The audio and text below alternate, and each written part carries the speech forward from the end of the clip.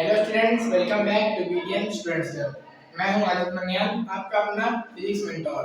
तो electric potential and capacitance के पहले लेक्चर हम लोग कंप्लीट कर चुके हैं। उसमें हमने कई सारी चीजें पढ़ी। इलेक्ट्रिक पोटेंशियल की पॉइंट चार्ट, हमने फोर्स व्हील और पोटेंशियल की क्रोनोलॉजी सब पढ़ी कि कैसे वो क्यू और आर के एक क्यू और आर से डिपेंड करता है। तो हमने इलेक्ट्रिक पोटेंशियल की डेफिनेशन पढ़ी। Electric potential in terms of work done और डेल्टा यू के टर्म में। डेल्टा यू क्या होता है? पोटेंशियल एनर्जी के टर्म में लिखा है। आज हमने उसी चीज को आगे बढ़ाएंगे। आज का गोल है हमारा ये तीन टॉपिक। कौन से? Electric electric potential surface, variation of electric potential when moving towards electric field in the direction of electric field, electric potential due to hollow sphere, electric potential due to solid sphere। तो हमारा इतना पढ़ने वाले हैं। शुरू करते हैं electric potential surface पे। पहली चीज तो तीन चीज आपको पहले जान लेनी है। पॉइंट चार्ज के लिए जो इलेक्ट्रिक पोटेंशियल सरफेस होता है स्फेरिकल होता है। लाइन चार्ज के लिए सिलेंड्रिकल होता है। ठीक है, इसमें इससे ज्यादा कोर्स में आएगा नहीं। मेन आपका जो है ये पॉइंट चार्ज होता है। ठीक, और शीट के लिए अगर देखेंगे तो 3D शेप हो जाता है, क्यूबॉइड हो जाता है। ठीक है, तो हम लोग बात करेंगे इसकी स्फीयर की। स्फीयर की मतलब यहाँ पे क्यूबॉइड चार्ज है r दूरी पे, यहाँ से r दूरी पे, सेम r दूरी पे क्या पोटेंशियल सेम रहेगा? मेरा सवाल ये। तो पोटेंशियल क्या है? k q upon r square, charge एक ही है, सेम है। और डिस्टेंस भी चारों सब सेम है। यानी कि इस स्फीयर में जो ईच पॉइंट यानी कि a point, b point, c point, d point इसको मार्क कर देते हैं। a b c d चारों पॉइंट पे पोटेंशियल सेम होगा। पोटेंशियल सेम होने का क्या मतलब है? पोटेंशियल की कंडीशन हमने क्या पढ़ी थी? किसी पॉइंट को इंफिनिटी से किसी भी पॉइंट पे लेके आओ, उसका जो वर्क डन होगा बाय इलेक्ट्रिक फील्ड, जो कि कंजर्वेटिव फोर्स है, वो माइनस डेल्टा यू के बराबर होगा। उसी को हमने W/Q को V कहा था। चार्ज सेम है, पोटेंशियल डिफरेंस सेम है, तो वर्क डन क्या होगा? जीरो होगा।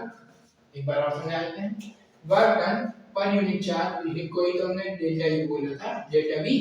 अब डेल्टा V हमारा सेम है, क्यों? क्योंकि चारों पॉइंट पे हमारा पोटेंशियल सेम है, तो पोटेंशियल डिफरेंस हमारा जीरो आ गया। चार्ज सेम है तो वर्क डन क्या होगा? जीरो होगा। ठीक है, इतनी चीज हमने समझ ली। एक बार लिख देते हैं। तो इन चार पॉइंट पे डेल्टा V जीरो लिख दो। Delta V equal to zero at all point, चारों पॉइंट पे, इस स्फीयर के चारों पॉइंट पे। ठीक, और डेल्टा W वर्क डन जो होगा वो जीरो होगा। इस पॉइंट से कहीं भी इस पॉइंट पे चार्ज को घुमाने में कोई भी वर्क डन हमें नहीं करना पड़ेगा, क्योंकि वहां पोटेंशियल कांस्टेंट है। इसीलिए हम लोग इसे इक्विपोटेंशियल सरफेस कहते हैं। अब कोई कंडक्टर है, वो डिफरेंशियल है, तो उसमें जो इलेक्ट्रिक फील्ड लाइन होगी वो किसके परपेंडिकुलर होगी? ये एक पोस्टुलेट है जो कि आपको ध्यान में रखना है। ठीक है, इक्विपोटेंशियल सरफेस हम लोग का बस इतना ही था, कंप्लीट हो गया 4 से 5 पॉइंट में। अब बात करते हैं variation of charge in moving in the electric field. तो एक स्टेटमेंट मेरी हमेशा ध्यान रखिएगा, बहुत इंपॉर्टेंट है, हर जगह आती है। इलेक्ट्रिक फील्ड की डायरेक्शन में जाने पे पोटेंशियल कम होता है। ठीक, अब हम आपसे एक सवाल पूछें। ए बी सी डी चार पॉइंट ये रखे हुए हैं, आपको बताना है कि पोटेंशियल किसका ज्यादा होगा, किसका कम होगा। वर्टिकल में पोटेंशियल से, यानी कि पोटेंशियल ऑफ ए बराबर होगा पोटेंशियल ऑफ बी। ठीक है, अब ये इधर है, सी और डी का पोटेंशियल कम होगा, डी का सबसे कम होगा, यानी कि इसका ज्यादा होगा BC से, इसका ज्यादा होगा VD से, क्योंकि इलेक्ट्रिक फील्ड की डायरेक्शन इस तरफ है। चार्ज जितना इस तरफ रहेगा उसका पोटेंशियल उतना कम होगा। D है, सबसे इस तरफ है, उसका पोटेंशियल बहुत कम होगा, इसीलिए सबसे पीछे है। उसके बाद C है, उसका उससे थोड़ा ज्यादा होगा, लेकिन A और C से तो कम ही होगा। ठीक, A और B का क्योंकि ये वर्टिकल लाइन पर रखते हैं, दोनों का बराबर होगा और इन सबसे ज्यादा होगा। ठीक है, इससे कई सारे एग्जाम्स में कई सारे सवाल पूछे गए हैं, सेम सवाल कई बार रिपीट हुआ है। इन सब ये जितने टॉपिक आपको पढ़ाने वाला हूँ बहुत इंपॉर्टेंट है, बहुत इंपॉर्टेंट लेक्चर है। इसको नोट करिए, जब तक मैं आगे बताता हूँ आपको। नोट कर लीजिए एक बार।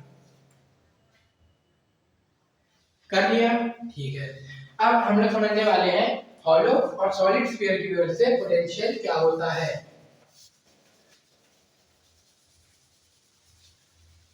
तो पहले बात कर लेते हैं हम लोग हॉलो स्फीयर की। हॉलो स्फीयर के लिए हमने इलेक्ट्रिक फील्ड क्या पढ़ी थी? मेरा आपसे सवाल है, क्या पढ़ी थी? तो ये आपको हमें कमेंट में बताना है।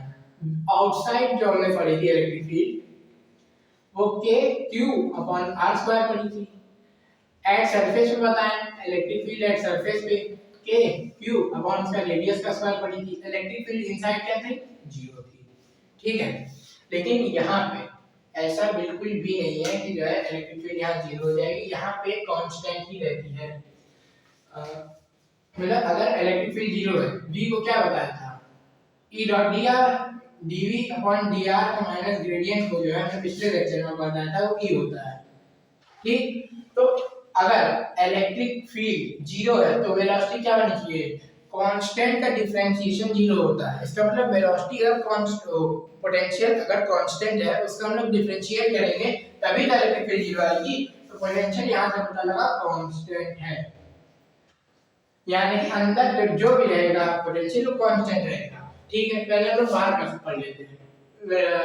पोटेंशियल आउटसाइड क्या होगा, k q upon r normal, ये गारा हटाना था पिछले वीडियो में आपको बता दिया। सरफेस पे क्या होगा, k q upon r, simple and easy.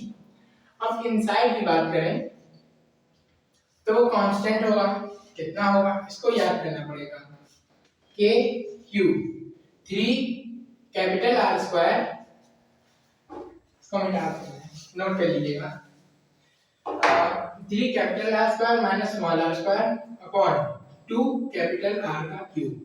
ये एक फॉर्मूला है जो कि आपको बिल्कुल रटना है। ठीक है, मैं आपको इसकी फील्ड दिला सकता हूँ। फील्ड कैसे दिला सकता हूँ, अगर r जीरो हो जाए, r जीरो मतलब सेंटर से ये जो दूरी ले रहे हैं अंदर r, इसको जीरो कर दो, यानी कि सेंटर की बात होगी, इसको जीरो पुट कर दो, ये जीरो आ गया, यानी कि 3r स्क्वायर बचा, तो 3k क्यूब, r स्क्वायर से r क्यूब बचा, नीचे बचा 2r। ये पोटेंशियल एट सेंटर की वैल्यू आपकी आ गई जो कि यही आती है। और इसका ग्राफ अगर आप देखना चाहें तो कुछ इस तरीके से होता है। ठीक, ये पहले ये इस तरीके से नीचे जाता है और फिर इस रेक्टेंगुलर हाइपरबोला हो जाता है। ये जो इसकी मैक्सिमम वैल्यू होती है वो 3/2k क्यूब बाई 2r ही होती है। ठीक है, इसका ग्राफ बड़ा इंपॉर्टेंट है, एक बार देख लीजिएगा। तो हॉलो स्फीयर के बारे में इतनी चीज आगे बार नोट कर लीजिए, फिर मैं आपको सॉलिड स्फीयर के बारे में बताता हूं। नोट कर लीजिए,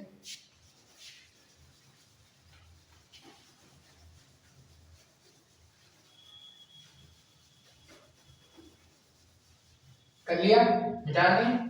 ठीक,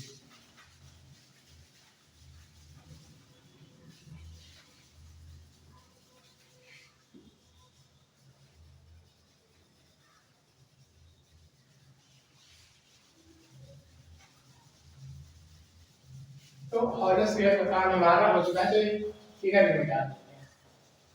ठीक, और सबसे आसान पोटेंशियल के मामले में सबसे आसान यही है सॉलिड स्फीयर जो आप पढ़ने वाले हैं। इसमें चार्ज अंदर की तरफ डिस्ट्रीब्यूट होता है, क्योंकि सॉलिड स्फीयर है, हॉलो था, अंदर खोखला था, उसमें चार्ज अंदर जा नहीं सकता था, मिल जाएगा। नॉर्मल सी बात है, यहाँ से चाहे स्मॉल r दूरी लो, चाहे इसका रेडियस ले लो, चाहे अंदर की तरफ d दूरी लो, पोटेंशियल जो आएगा आउटसाइड, पोटेंशियल एट सरफेस और पोटेंशियल एट इनसाइड की वैल्यू होगी k q अपॉन r, जो हमने बाहर के लिए लिया था, k q upon capital R। और अंदर का क्या होगा, अंदर का सिर्फ हॉलो स्फीयर के लिए स्पेशल केस रहता है, इसमें कोई स्पेशल केस नहीं है, इसमें होगा k q अपॉन d जो हमने दूरी ली है। Simple and sorted. ठीक है, तो आज के लिए हमारा इतना ही। अब अगले टाइम पे जो हम लोग पढ़ने वाले हैं वो मेरे ख्याल से वर्क डन और पोटेंशियल एनर्जी ऑफ कई सारे सिस्टम जैसे ट्रायंगल, स्क्वायर, हेक्सागन, इन सब के सिस्टम की पोटेंशियल एनर्जी पोटेंशियल के टर्म में जो होगी वो हम पढ़ने वाले हैं। So that's all for today, thank you and have a nice day.